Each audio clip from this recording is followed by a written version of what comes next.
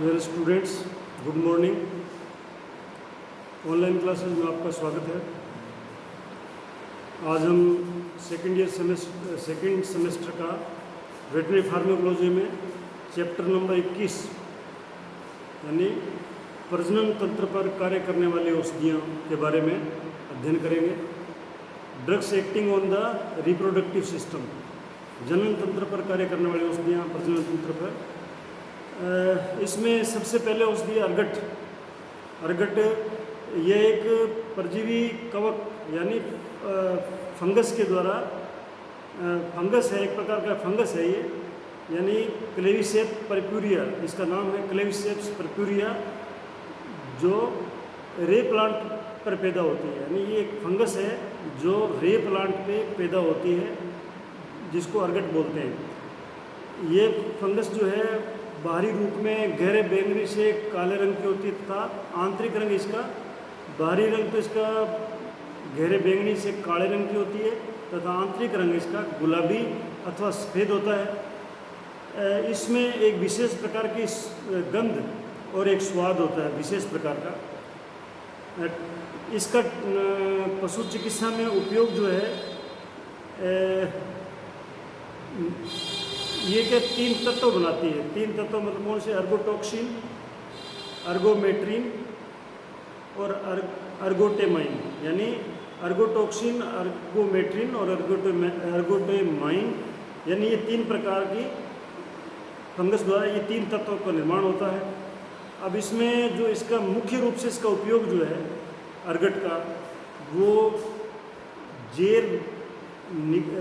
जब जेर को निकालने का काम करते हैं, यानी जेर प्लेसेंटा जिसे बोलते हैं, मादा पशु के ब्याने के बाद में जो प्लेसेंटा गिरता है वो कई बार रुक जाता है, यानी वो गिरता नहीं है। 4 घंटे 6 घंटे बाद गिरना चाहिए लेकिन उस टाइम तक गिरता नहीं है, तो जिसे अपने रिटेंशन ऑफ प्लेसेंटा या जेर का रुकना कहते हैं। तो इसमें क्या सफाई करने वाली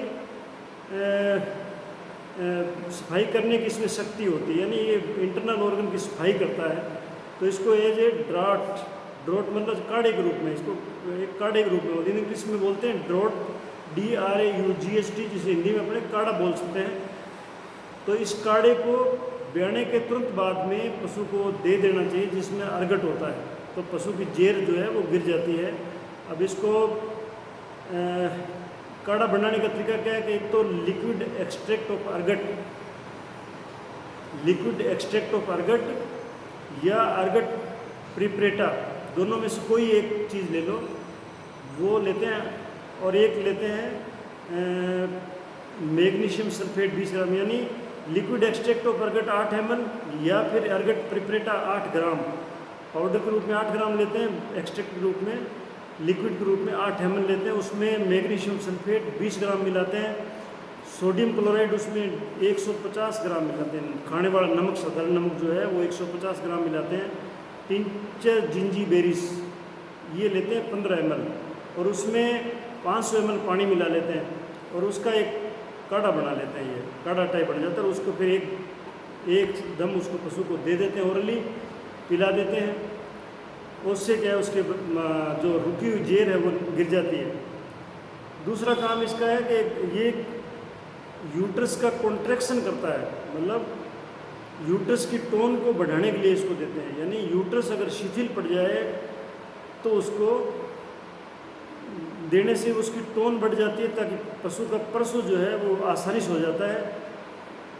इसके बारे में मैं आपको बताऊं कि जब पशु ब्याता है, जोर लगाता है, कई बार बच्चा बाहर नहीं निकलता है, पशु बार बार जोर लगाता है, तो उसकी जो बच्चेदानी है वो शिथिल हो जाती है, यानी वो थक जाती है एक प्रकार से, और वो फिर मूवमेंट करना बंद कर देती है। इसलिए इसको दे देते हैं ना, इस दवाई को, तो उसकी मूवमेंट जो है बच्चेदानी की बढ़ जाती है, टोन बढ़ जाती है, और बच्चा जो है वो मतलब प्रसव होने में सहायता रहती है, यानी गाय भैंस को ब्याने में तकलीफ नहीं होती। कई बार क्या ब्याने के बाद में गर्भाशय में से, यूट्रस में से रक्त स्राव होने लगता है, ब्लीडिंग होने लगती है, तो उस ब्लीडिंग को रोकने के लिए भी अपने इस अर्गट का उपयोग करते हैं। इसे गर्भाशय में टोनिक के रूप में देते हैं। जैसे कई बीमारियां हैं, मेट्राइटिस है, यूट्राइन ट्यूमर आदि है, मेट्राइटिस में बच्चेदानी में पस पड़ जाती है, मेट्राइटिस उसका बच्चेदानी की सूजन, तो अंदर मतलब डेब्रिस या इस प्रकार के पस वगैरह फॉर्मेशन होती है और कोई ट्यूमर हो जाए अंदर, तो उनको इसकी अगर टोन बढ़ा देते हैं तो ये बच्चेदानी की सफाई हो जाती है। कई बार इसको शॉक और कोलेप्स, शॉक और कोलेप्स की कंडीशन में भी इसको ब्लड प्रेशर बढ़ाने के लिए देते हैं इसको, इससे ब्लड प्रेशर बढ़ जाता है ताकि पशु अगर कोलेप्स हो रहा है या उसको शॉक लगा है तो वो ठीक हो जाता है। ये जो है मेनली उपचार के लिए पशुओं में 3 प्रकार से काम आता है। एक तो अर्गट पाउडर के रूप में, और एक एक्सट्रैक्ट अर्गट के रूप में, और एक अर्गोमेट्रिन मेलिएट इंजेक्शन के रूप में। तो ये 3 प्रकार है, एक पाउडर है, एक्सट्रैक्ट है और एक इंजेक्शन के रूप में। तो अर्गट पाउडर के रूप में अगर इसका उपयोग करेंगे तो हॉर्स कैटल में 15 से 30 ग्राम इसकी डोज है, डॉग में 1 से 1.3 ग्राम इसकी डोज है। अगर आप एक्सट्रैक्ट का यूज करते हो, एक्सट्रैक्ट अर्गट का यूज करते हो, तो कैटल हॉर्स में इसकी डोज है 2 to 8 ml, 2 से 8 ml, और कुत्ते में है 0.12 से 0.5 ml, वे इसकी डोज एक्सट्रैक्ट अर्गट की डोज है। और अर्गोमेट्रिन मेलिएट इंजेक्शन भी है इसका अवेलेबल है, तो वो अगर इंट्रामस्कुलर देते हैं उसको, उसकी डोज जो है कैटल हॉर्स में 4 से 6 मिलीग्राम है और डॉग में 0.15 to 0.5 मिलीग्राम, ये इसकी डोज इंजेक्शन की डोज है। तो ये था अर्गट के बारे में, जो इस पे प्रजनन तंत्र पे कार्य करने वाली औषधि थी। दूसरी है ऑक्सीटोसिन। ऑक्सीटोसिन जो है ये पिट्यूटरी ग्लैंड जो है, जिसे पीयूष ग्रंथि बोलते हैं, उसके पश्च भाग से, पीछे वाले भाग से ये ऑक्सीटोसिन जो है ये स्रावित होने वाला हार्मोन है, ये जो पिट्यूटरी ग्लैंड के पश्च भाग से स्रावित होता है।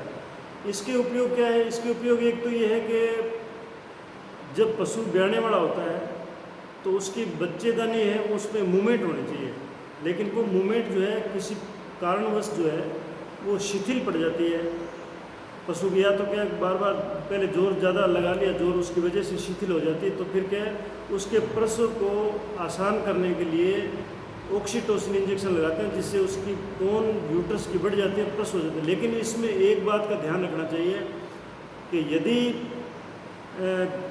गर्भाशय और गर्भनाल आदि में किसी प्रकार की रुकावट हो, आपने उसको चेक कर लिया बच्चे को कि बच्चा कहीं टेढ़ा है या उसकी गर्दन पीछे मुड़ी हुई है या उसका पैर पीछे मुड़ा हुआ है, तो उस टाइम आपको ये इंजेक्शन नहीं लगाना चाहिए। उस टाइम अगर आप इंजेक्शन लगा देते हो तो जो इसके जो मूवमेंट इतनी ज़्यादा, संकुचन जो है बहुत ज़्यादा होती है, बच्चेदानी में संकुचन बहुत ज़्यादा होती है इस इंजेक्शन से। तो अगर मान लो उसमें रुकावट है तो बच्चेदानी फट सकती है, तो ये ध्यान रखने वाली बात है इसमें।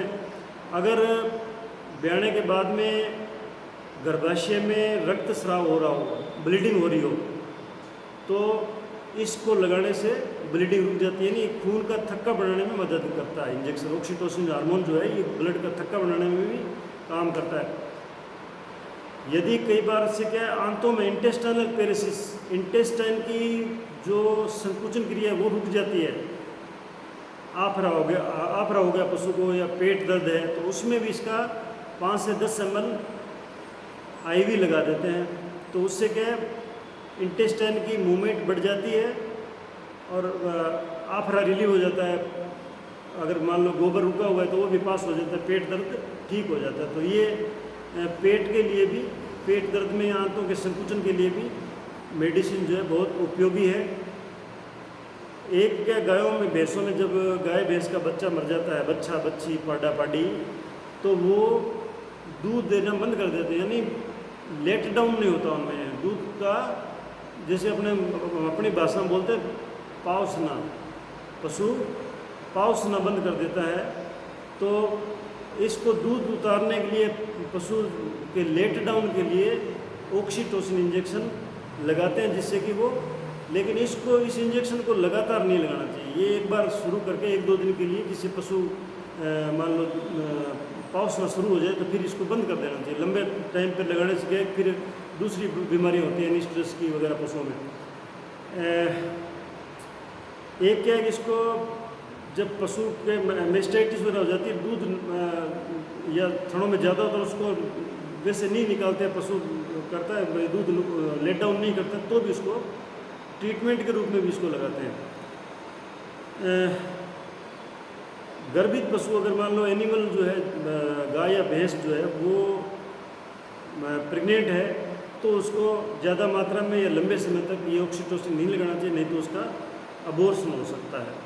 तो ये जो है आज हमने प्रजनन तंत्र पर कार्य करने वाली औषधियाँ पढ़ी, दो प्रकार की, एक तो अर्गट और एक ऑक्सीटोसिन। इसको भली प्रकार से आप याद कर लें कि इनके उपयोग क्या है, इनकी मात्रा क्या है, डोज क्या है, इसमें क्या सावधानी रखने वाली है।